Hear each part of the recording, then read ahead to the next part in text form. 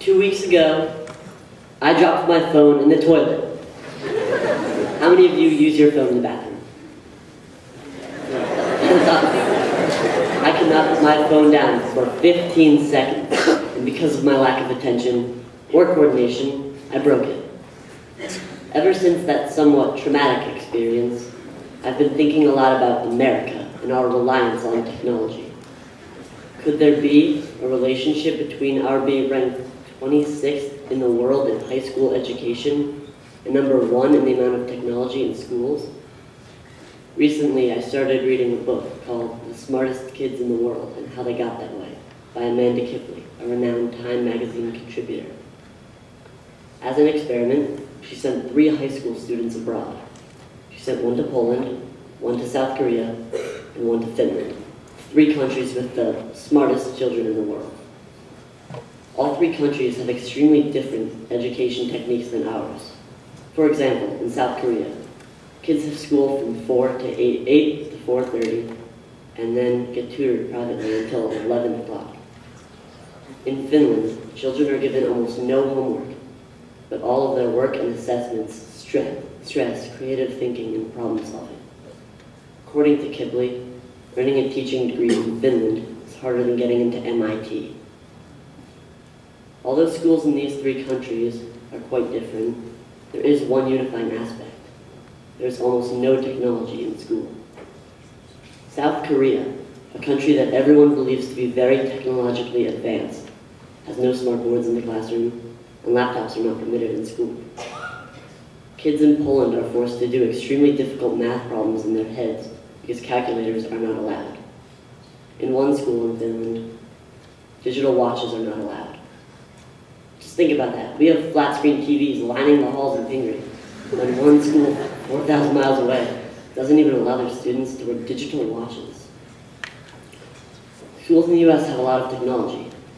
I'm not saying we're wrong to have all of it around us 24/7.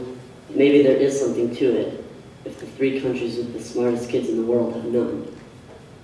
I'd be lying if I said I've never checked Facebook in the middle of class when I shouldn't have, or even played a few games when it was not appropriate to do so. Despite all of the benefits technology gives us, it's distracting. I'm not trying to criticize Pingry by saying we have a 1-to-1 ratio. I'm just trying to raise awareness of our dependence on our iPhones and MacBooks. I truly believe that technology is a great tool that can help facilitate students' learning when used correctly. However, every single one of us probably exceeds the appropriate amount of usage. We're all addicted.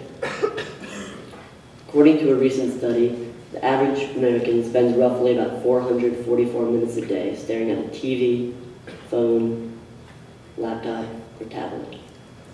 That means from ages 13 to 75, that person will spend just over 19 years of his life staring into a screen. That's exactly 25.3% of that person's life. Yeah, I did the math. Ferris Bueller once said, "Life moves pretty fast. If you don't stop and look around once in a while, you could miss it."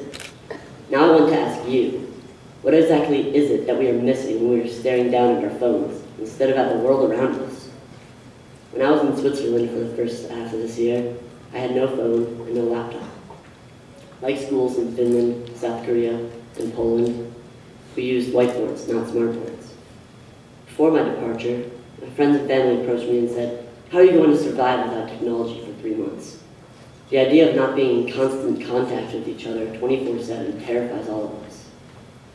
I was afraid of not being able to Google things, translate my Spanish homework, or talk to my friends on Facebook. But I did learn something much greater. I discovered handwritten letters, dictionaries, encyclopedias. Sure, they're not convenient, but it felt extremely satisfying not to always take the easy way out. I spent that time off of my phone making memories with my friends, traveling the world, and taking in the beautiful nature around me. After the first few days, I felt liberated. Based on the recent bathroom incident I mentioned earlier, you can see I have reverted back to my old ways.